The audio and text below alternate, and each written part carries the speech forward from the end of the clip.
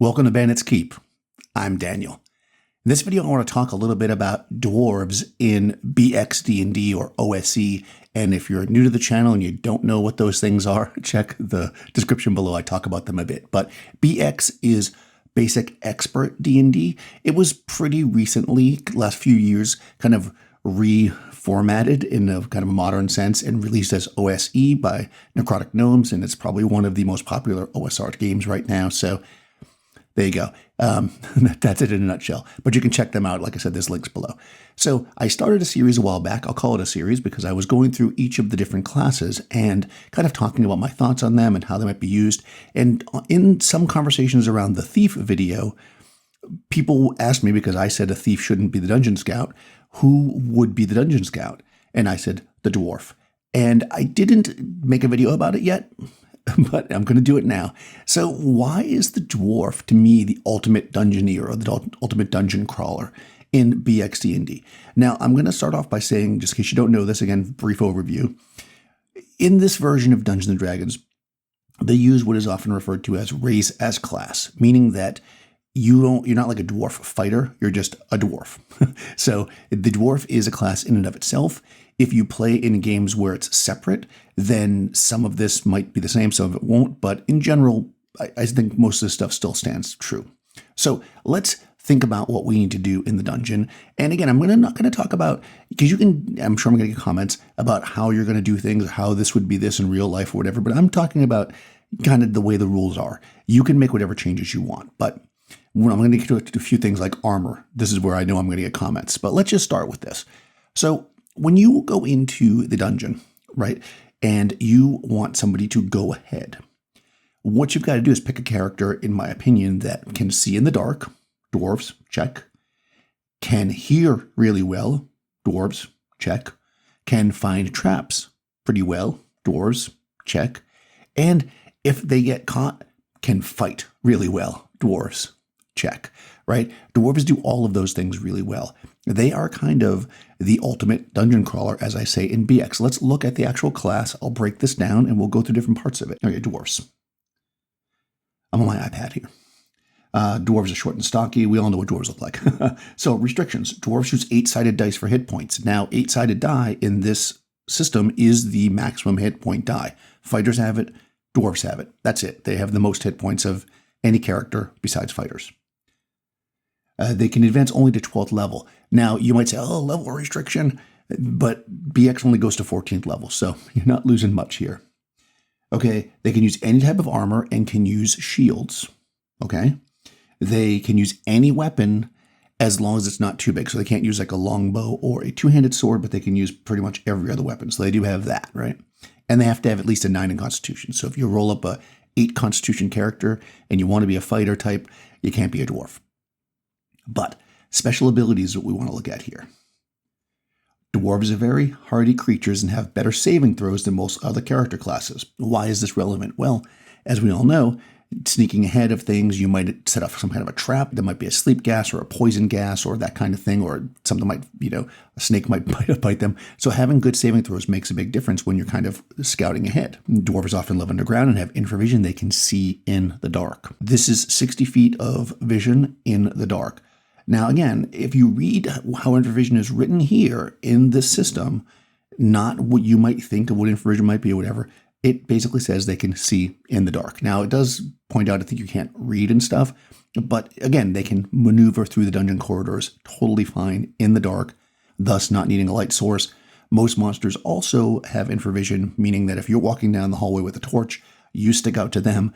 They don't stick out to you unless you can see in the dark. Okay, they're expert miners. This is the part that sometimes people joke about, oh, slanting passages. Well, in a dungeon, especially an old school dungeon, you have things like a passage with a very slight slant in it that gets you down to the next level and you don't know it. This is effectively a trick or a trap when you think about it. Dwarves can notice those things.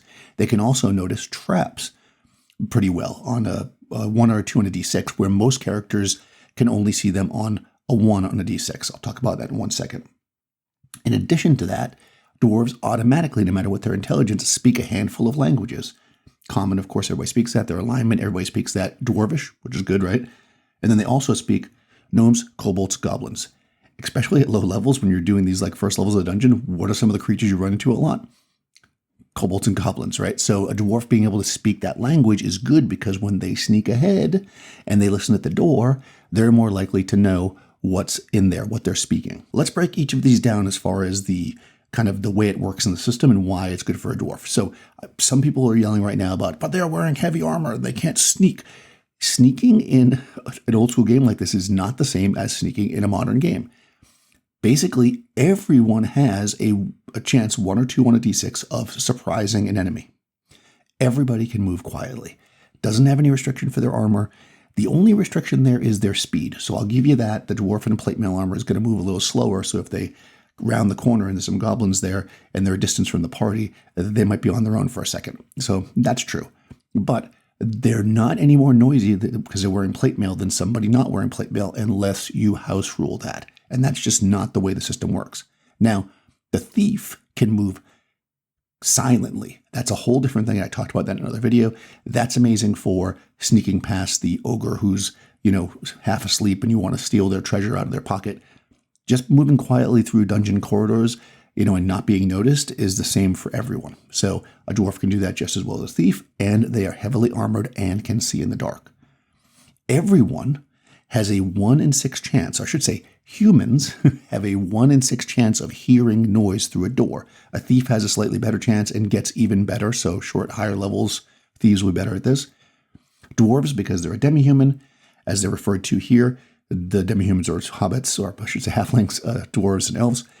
They have a 2 in 6 chance. So they have double the chance of hearing at the door than most humans. So they have a good chance of hearing on the other side. Beyond that, they have this ability to find traps better than others. And I know what you're saying, the thieves find traps. But before we get into that, I wanted to mention that this video has a sponsor.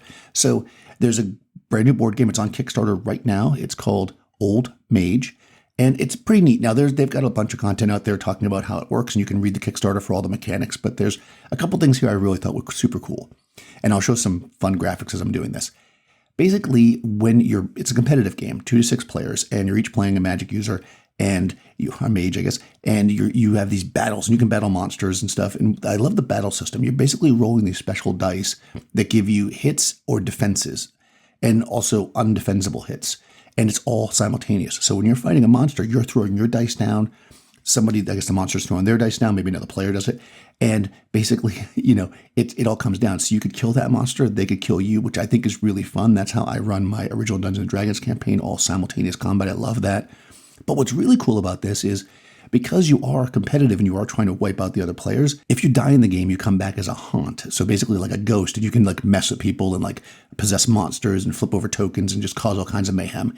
And you have a chance of coming back as an undead wizard again to battle again. So even if you get knocked out early in the game, you still have a chance of winning if you get lucky and come back as an undead wizard and kick some butt. So it seems really super fun. It's on Kickstarter now. I'll put a link in the description here. Also note that there's a 72-hour special where it's a little bit discounted, and also you get a bunch of PDFs. I'll put all that stuff in the description so you guys can check it out. Okay, so let's talk about traps, because that's, again, one of the contentious areas here. In older games, in old school games, there are 2 types of traps. There are what are often called room traps, and then there are treasure traps. A room trap is something like a pit in a hallway or a swinging blade. Something on a door might be a room trap as well, depending on what exactly it is. Room traps can be found by anybody. They have a 1 in 6 chance. Dwarves, on the other hand, have a 2 in 6 chance. Pretty good, right? Thieves have a separate find traps ability. That is for treasure traps. Treasure traps are things like a lock that has a poison needle to hit your finger in it, or you open a chest and something springs out. It's small traps that are like little mechanical things.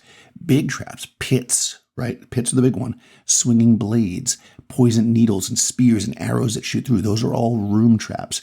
A dwarf has a better chance of sensing those. So now, picture your dwarf. They are more hardy than most player characters, having the top die for hit points. They can wear the best armor, and it doesn't affect their sneaking because everybody has the same chance of surprise. They can use most weapons. They can speak multiple languages no matter what their intelligence is. They can see in the dark. Did I ever say that? They have a better chance of listening at doors than most, and of course they can find traps better than most. So a dwarf is the ultimate dungeon scout. To me, They are the one that you send down the corridor ahead of the rest of the party. They move down, looking around in the dark for traps. Okay, it's clear there's no pit traps here. They get to a door, they listen, they hear the door through the other side. They might know who's on the other side, if they're goblins and kobolds especially. They come back to the party. Now the party can move down there and take action. Dwarf, best dungeon scout. Now, again, if you are playing in a game where the dungeon master is like, no, you're wearing plate mail armor, you can't sneak up on people, or you can't actually really see in the dark with infravision because I interpret it as something different, that's something different. But if you're playing it the way that it's written, more or less, and no rules is written, the dwarf is the best dungeon scout. The thief, not so much. And again, let me just roll back. I'll do like a comparison here. In the dark, a thief needs a torch. Dwarf does not. Moving normally, quietly, they're the same. They get caught by themselves. Thief has leather armor. They can use all weapons, which is nice. Dwarf has plate mail armor and can use most weapons. They trigger something like an arrow that shoots and it's poison. Dwarf has better saving throws. Thief, not so good, right? So again, the thief to me is a very specialized character that is for climbing, for sneaking when it's really super important and has to be absolutely silent. When they want to infiltrate something that is known. The dwarf is I go first down the corridor, 60 feet in front of everybody else, looking for any problems. So there you go. I will also say that I almost never play dwarves, but they're super fun, and I love having them in my games, and they're awesome. I will also point out that even in most old school editions, even not this one, dwarves do have the better saving throws and the seeing in the dark. Not OD&D by the little brown books that I'm playing now because nobody has infravision, but in most other editions of D&D, dwarves are one of the classes that can almost always see in the dark.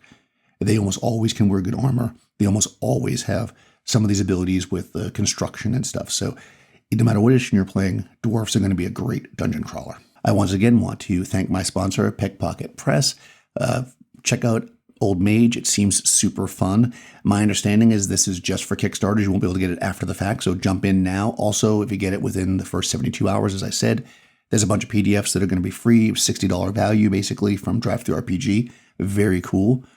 I'll also put a link down in the show notes to the kind of the credits for the video stuff that I played here if you're curious.